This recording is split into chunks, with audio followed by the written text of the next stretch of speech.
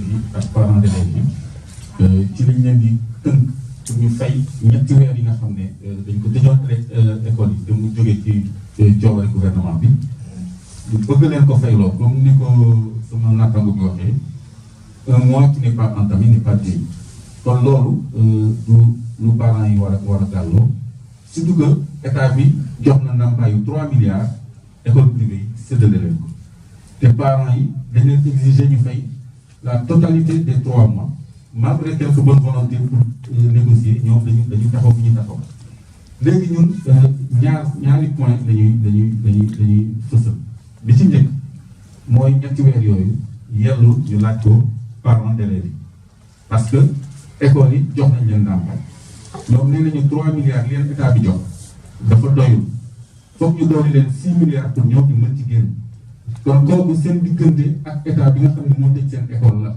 warul dal ci kaw parents d'élèves yi kon état bi nga xam ne moom tamit ci pandémie bi mobilisé na 1000 milliards ci benn facilitation bu ñu ko def assemblée nationale war na lu mu dee jukki li nga xam ni moom mooy satisfaire école yi pour bañ a sacrifier éducation xale yi donc li ñuy sàkku ci état bi li ñuy sàkku ci ministre bi mooy mu jël ay mesures conservatoires c'est-à-dire mu jox ndigal école privée yëpp ñu jël ndongo yi bañ a téye bulletin de note bañ a téye certificat de scolarité bañ a exiger quoi que ce soit xale yi jàng comme ni ko yoon santaane parce que yoon dafa tere ñu empêché xale bu dalee 6 ans ba 16 ans ñu inscrire ko benn école amul seen boobu kon ñoom loolu sax dañ koy jalgati kon ministre bi dina jël arrêté wala circulaire jox ndigal école yi ñu jël xale yi ba pare en attendant parce que école bi dina li ngi jàng en attendant léegi ñu jéem a vider contentieux boobu trouver ay solution mais à la culi al il est très urgent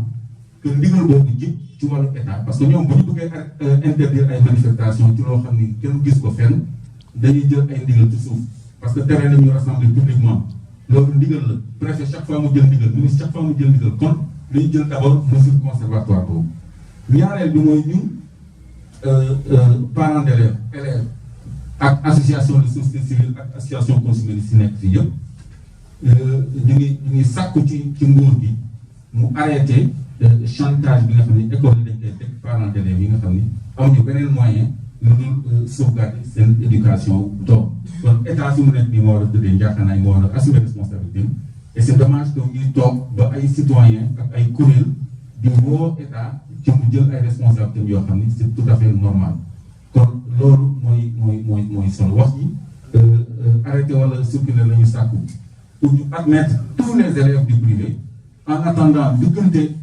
école privée yi ak état ñu xool naka la ñuy yokkee seen ndàmpaay ba nga xam ne loolu day wàcc parents d'élèves te bu boobaa nag ñi nga xam ne jot nañu fay 3 mois quand même ñu defal leen ko avoir comme ni ko ministre bi monsieur proposé nga xam ne seen xaalis du nax saay parce que à la culi al 3 mois yooyu di yellul pour ñu fay asalaamaaleykum.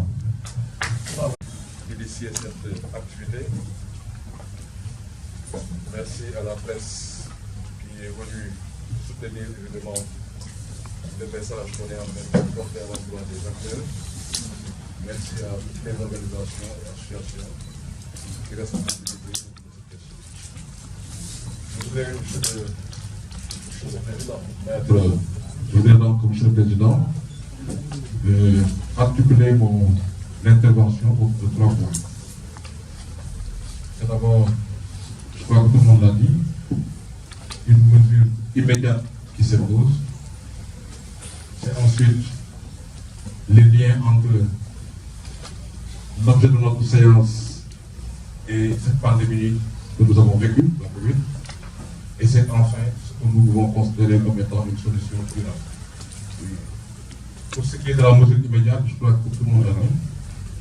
Nous sommes dans un pays organisé, un pays où il y a des textes qui existent, et un pays qui dit dans sa loi d'orientation, en son article 310, que tous les enfants ont droit à l'éducation. Tous les enfants sont éduqués. Qu'ils soient dans le monde urbain ou rural, filles ou garçons, qu'ils soient dans un dara, une école privée, une école publique, quel que soit le statut, ils ont droit à l'éducation.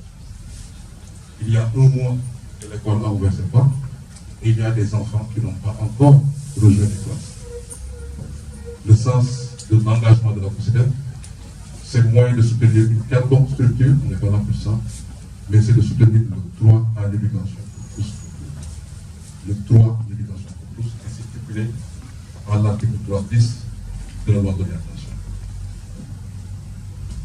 Et la question qu'on se pose, c'est à qui profite cette grève ou cette situation.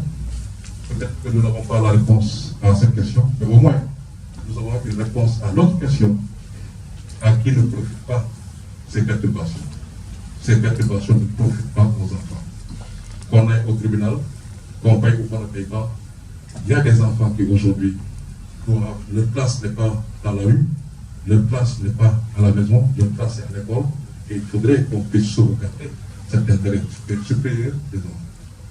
Ça, pour nous, c'est un élément essentiel qui justement invite, pour ce qui est de la mesure immédiate, à ce que l'État tranche de manière claire et définitive cette question pour permettre aux enfants de retourner en France. Je disais à d'autres, s'il fallait porter plainte, ce n'est pas aux écoles privées, à notre avis, mais c'est plutôt à l'État. Parce que c'est l'État qui est garant du droit à l'éducation de tous. Aujourd'hui, il y a des milliers de ces enfants qui sont dans la rue et qui ne sont pas à l'école. Donc, le sens de notre mobilisation, c'est le respect du droit à l'éducation pour tous sans exception. Il y a des enfants qui, un mois après, ne sont pas dans les classes, cela n'est pas acceptable. Et nous demandons ainsi à l'État d'arbitrer parce qu'il a suffisamment d'outils, suffisamment de textes pour pouvoir arbitrer cette question de manière définitive. Ce sera notre premier point sur lequel nous devons insister. Notre deuxième point, c'est en lien avec les injonctions de la Covid.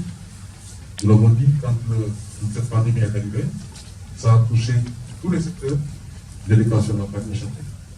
Et cette pandémie nous dit qu'il faudrait veiller à ce que vos écoles soient saluées. Il faut veiller à ce que vos écoles aient de l'eau, qu'il y ait des blocs sanitaires et qu'il n'y ait pas de promiscuité des effectifs pléthoriques.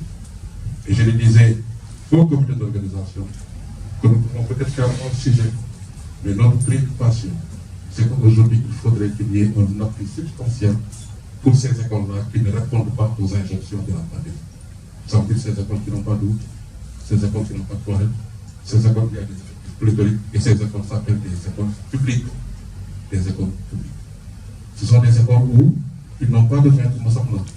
Des enfants qui sont dans la profondeur, qui n'ont pas toujours la possibilité d'interagir avec vous, la classe. C'est des gens qui n'ont pas des voix importantes, et c'est des gens qui méritent, des enfants qui méritent d'être soutenus. Parce qu'en valeur absolue, ils vivent les mêmes injustices que ceux qui sont dans des écoles privées et qui aujourd'hui n'arrivent pas à accéder pour faute de paiement de 3 mois de mensualité.